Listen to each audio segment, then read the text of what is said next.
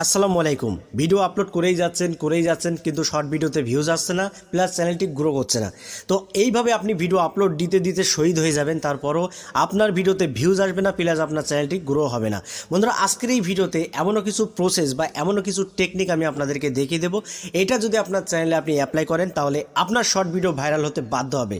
কারণ আজকের এই ভিডিওতে এমনও কিছু প্রসেস বা এমনও কিছু টেকনিক আমি আপনাদেরকে শিখিয়ে দেব, এটা যদি আপনি আপনার চ্যানেলে অ্যাপ্লাই করেন 100% আপনার শর্ট ভিডিও ভাইরাল হবে, এতে কোনো সন্দেহ নেই। কারণ 2022 সালের বা 2023 সালে এসে আপনি যদি একজন কন্টেন্ট ক্রিয়েটর হয়ে থাকো আর আপনি শর্ট ভিডিওতে যদি ভিউজ নিয়ে আসতে চান, যদি শর্ট ভিডিও ভাইরাল করাতে চান, তাহলে অবশ্যই এই গোপন টেকনিকগুলো আপনাকে অ্যাপ্লাই করাই লাগবে। তো বন্ধুরা, ভিডিওটি সম্পূর্ণ দেখতে হবে, কেউ স্কিপ করে দেখবেন না। যদি স্কিপ করে দেখেন তাহলে আপনারা ক্লিয়ারলি বুঝতে পারবেন না, ঠিক আছে?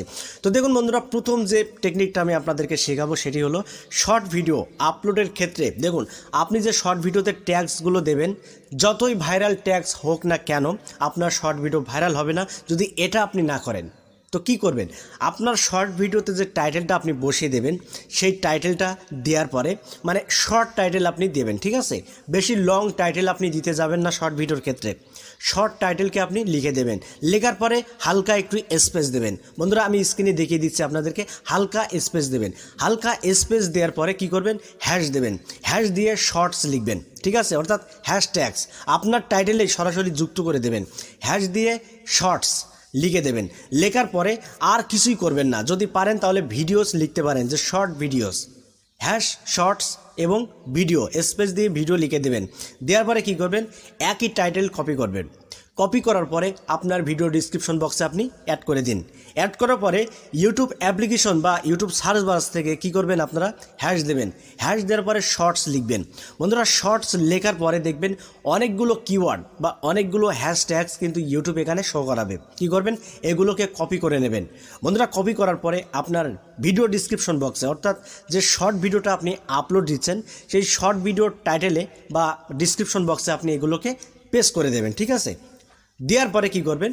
আপনার যে ভিডিওর যে ট্যাগস বক্স, সেখানে আপনি কিছু ট্যাগ দিতে পারেন। শর্টস ট্যাগ দেবেন, যেমন shorts video, YouTube shorts, viral shorts, এরকম কিছু ট্যাগস আপনি বসিয়ে দেবেন। বসানোর পরে কি করবেন? ভিডিওটাকে আপলোড করে দিন। বন্ধুরা, একদিনে হয়তো আপনার ভিডিওটা ভাইরাল নাও হতে পারে।